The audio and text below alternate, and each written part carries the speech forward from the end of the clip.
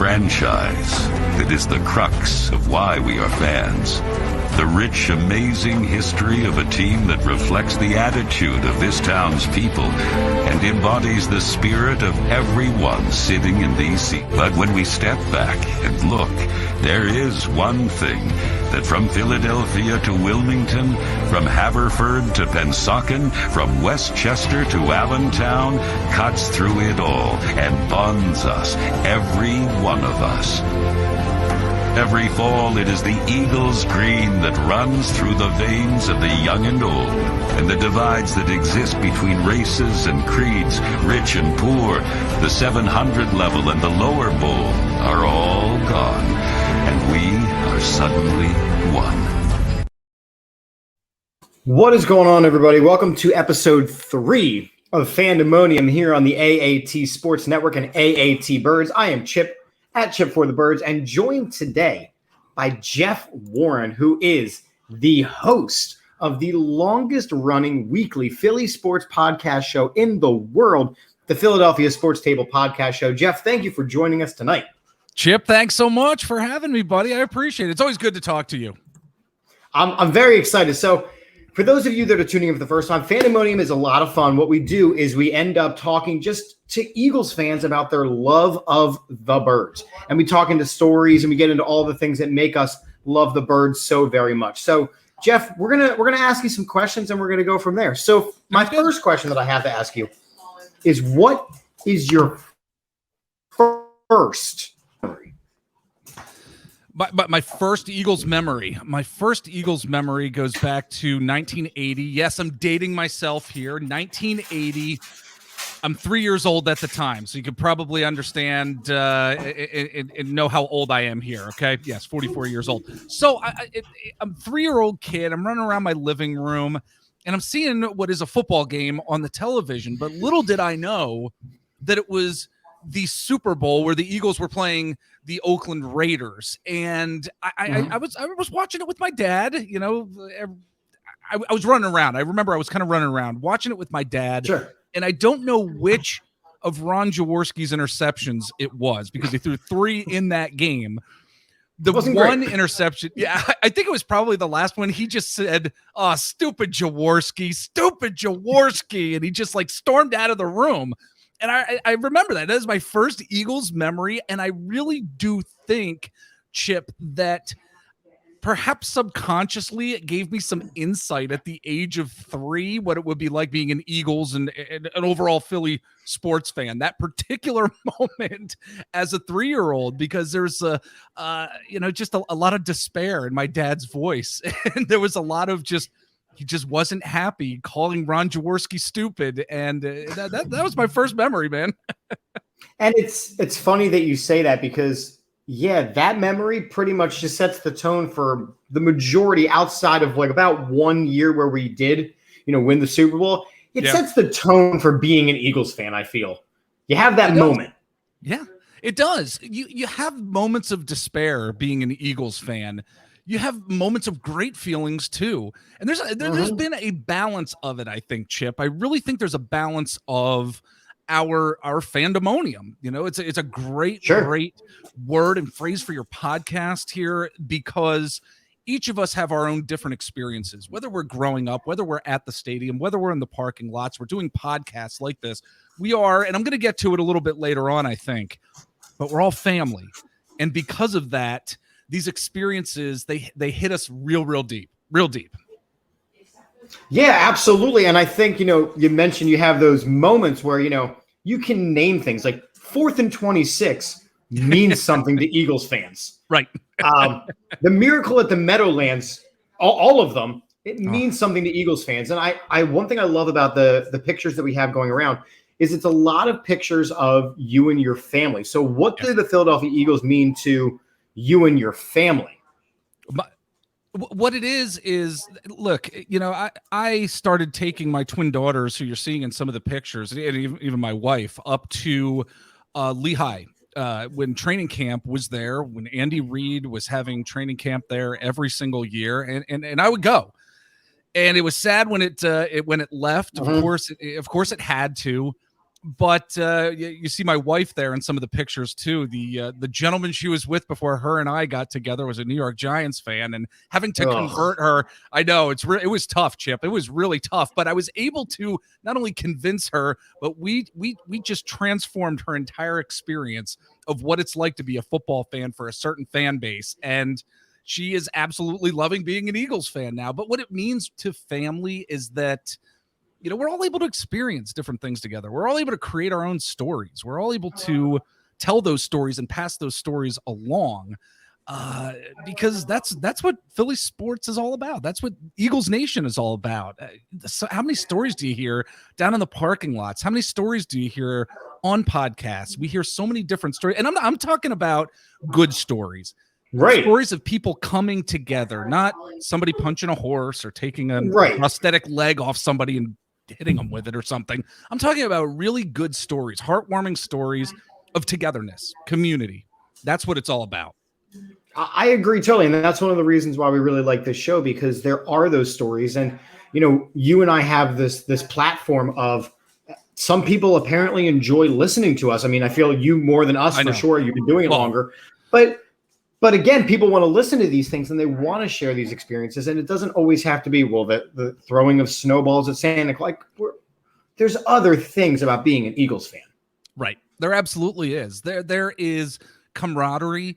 And again, I'll go back to that word community as well. I think I'm going to talk about family a little bit more, as we proceed here.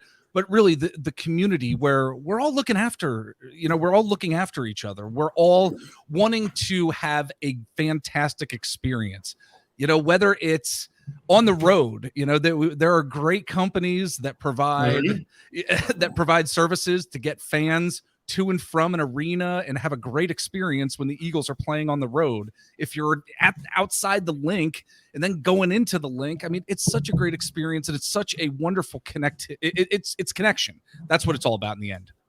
Absolutely. So we talk about memories, we talk about experiences. And I'm going to exclude the Super Bowl because I feel like that's kind of going to be the go-to answer for a lot of people that we're going to talk to on the show. So what is your favorite Eagles memory? I mean, I have so many favorite Eagles memories. There's, if you don't mind, there's two that I really want to talk to you about. First, from a football perspective, I got to tell you that it's Miracle at the Meadowlands 2. Okay. I mean, that is my favorite Eagles memory. This team is down in the fourth quarter. What was it? 31-10 or something, a few minutes left in the game. And all of a sudden, Mike Vick puts on a show, which we have never seen before. Ever.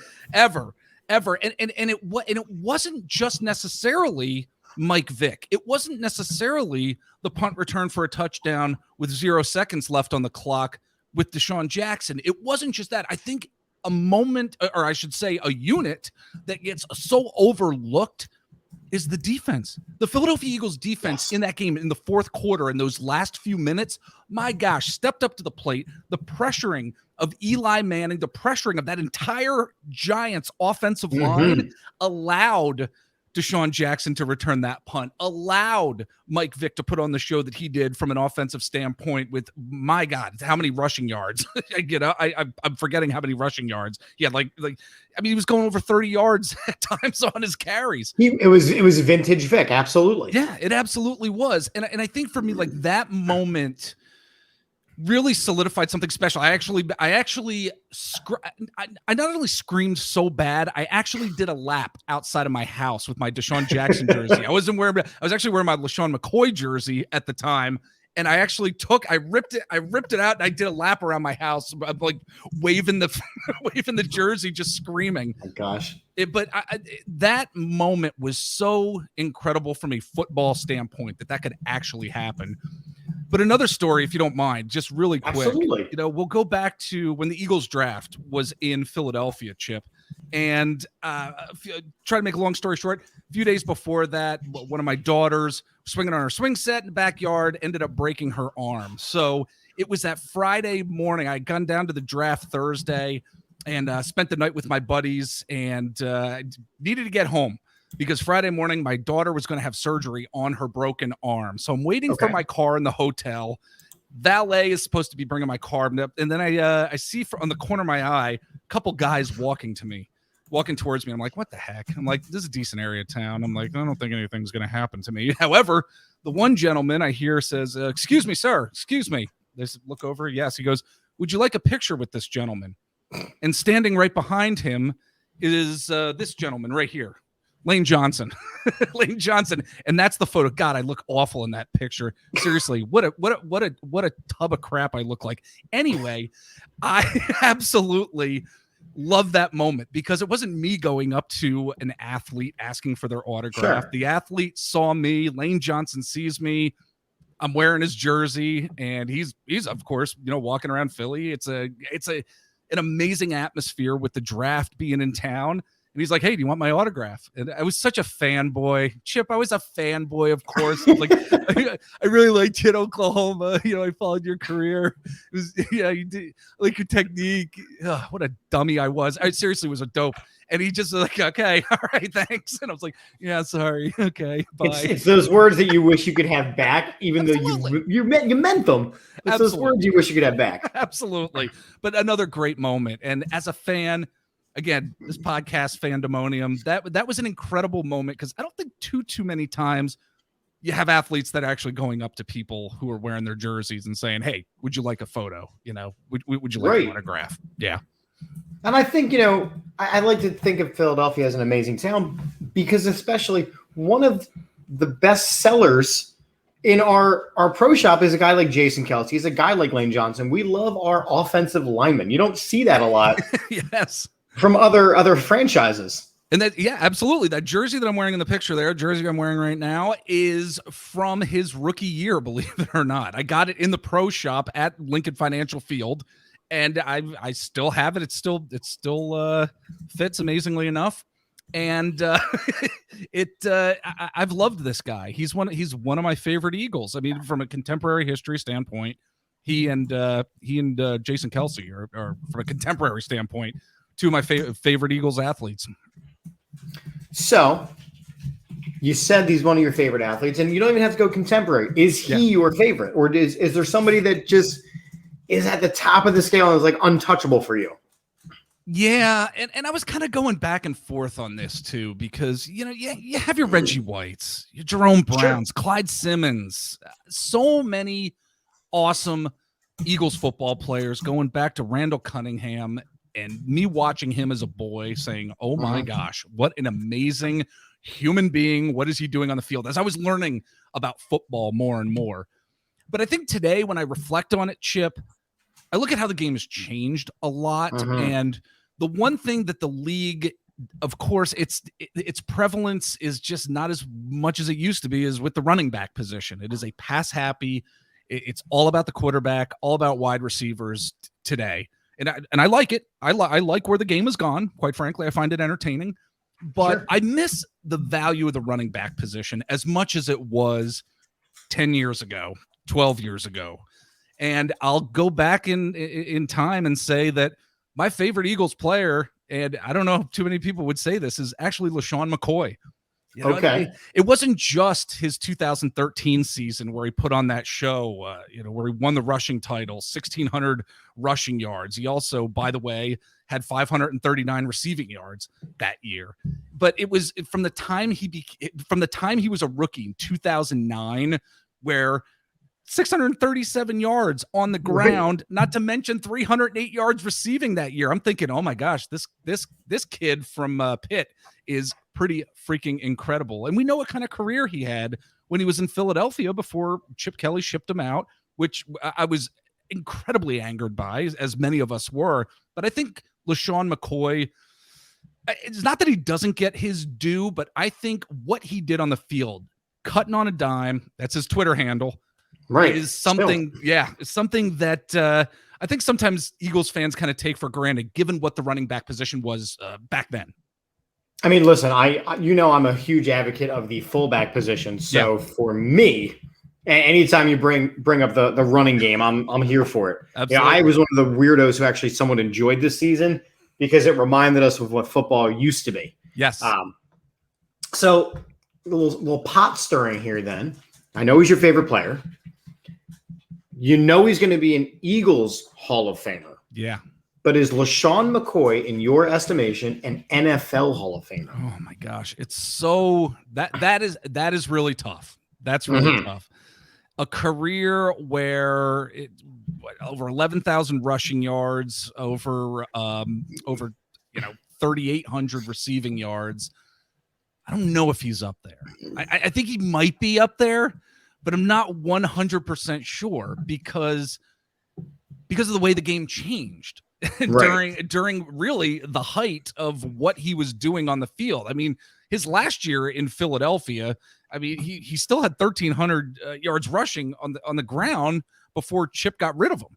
So and then it really started to change. The year after that, he only played 12 games with Buffalo, had 895 yards, had some good seasons after that. However, I would love to put him in the Hall of Fame, of course, being that he's my favorite player, but I don't necessarily know if he's right up at the top. I hope it happens at some point for him, but I'm not 100% sure that it will.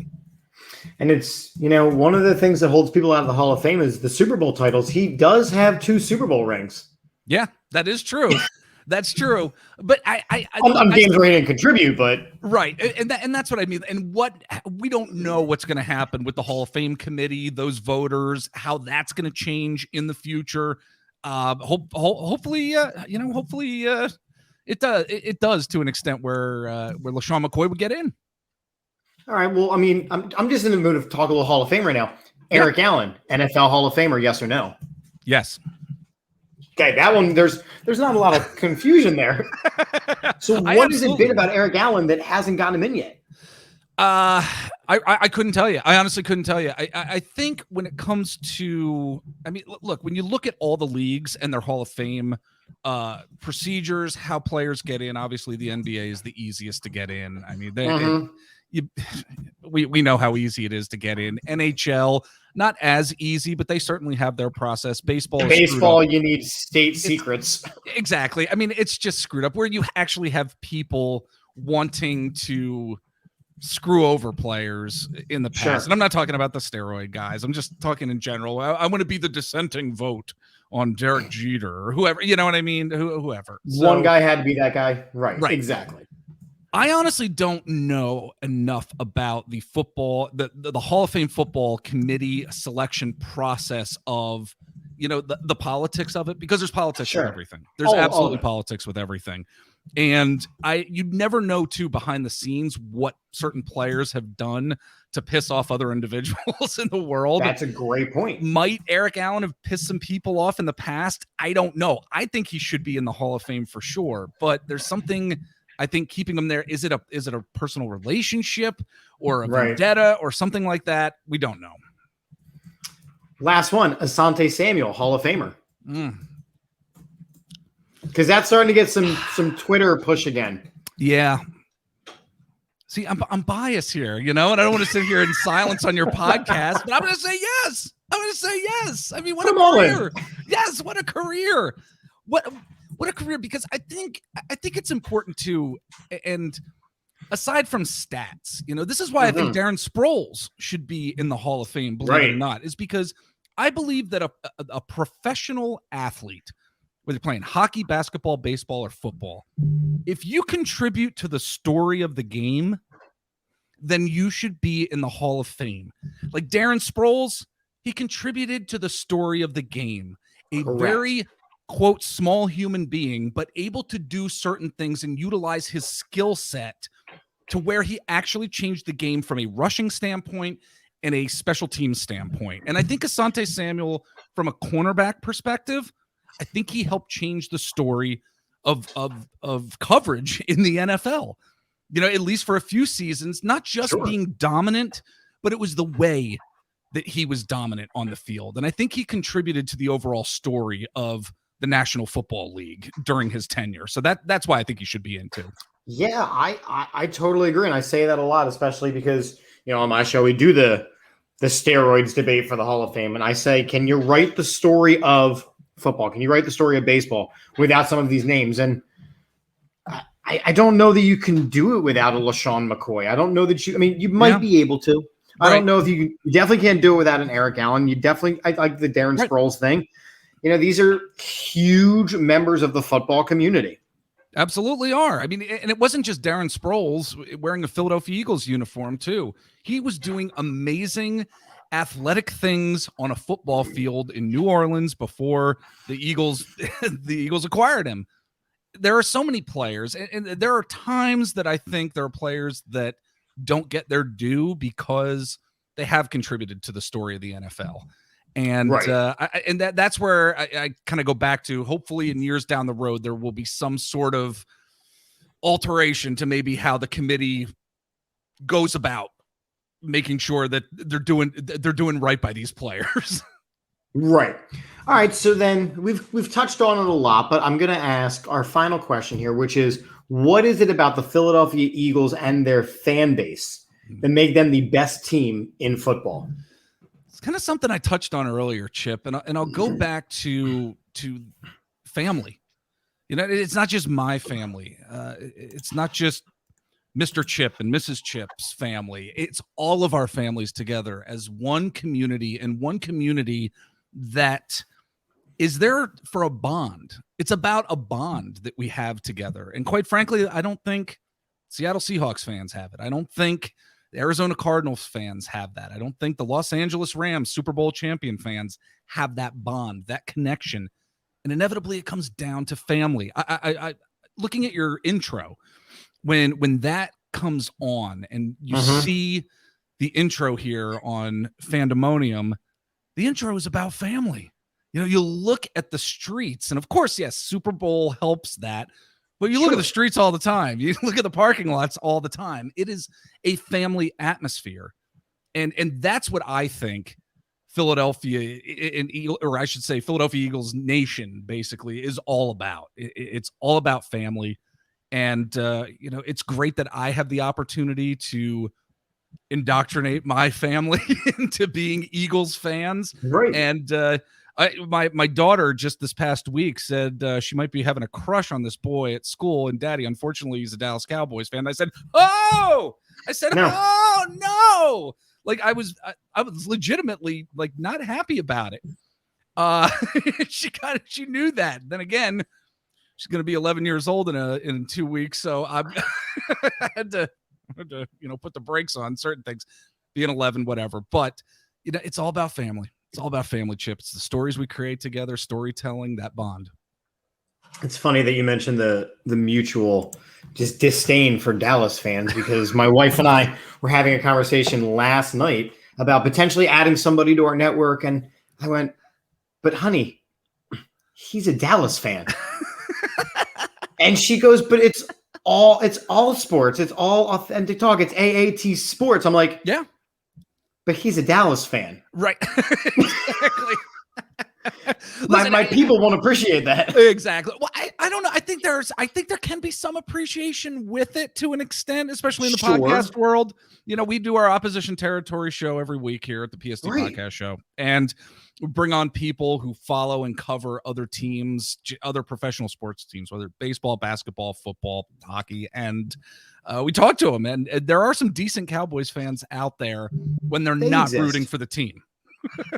Right. Like I'm friends with, through the podcasting world, a Commanders fan. Yeah. Which still sounds weird. Yep. Great guy. But those 2 times a year, we spend the week trash talking, and I am here for it. I thoroughly enjoy it. So absolutely, the community piece is so big. It's the love that we all share for this team, the passion that we pour into it.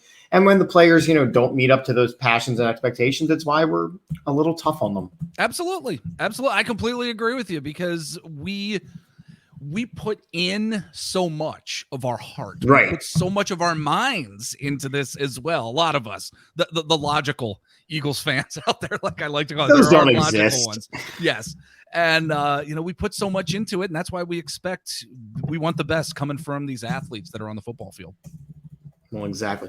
So this has been episode 3 of Fandemonium here on the AAT Sports Network. I want to thank Jeff for joining us. Yes. Again, you can follow Jeff at Philadelphia PST. He is the host of the Philadelphia Sports Table podcast, which is the longest running Philly sports podcast show in the world. 8.5 years, right? It's over 8.5 years. Actually, next month it'll be 9. Next month, I think it's April 17th. It'll be 9 years. I think we did our first show April 17th, 2013. Well, kudos to you. Congratulations on that big milestone. Thanks. And as we wrap up every single show here on Fandemonium and the AAT Sports Network, a very positive, a very happy,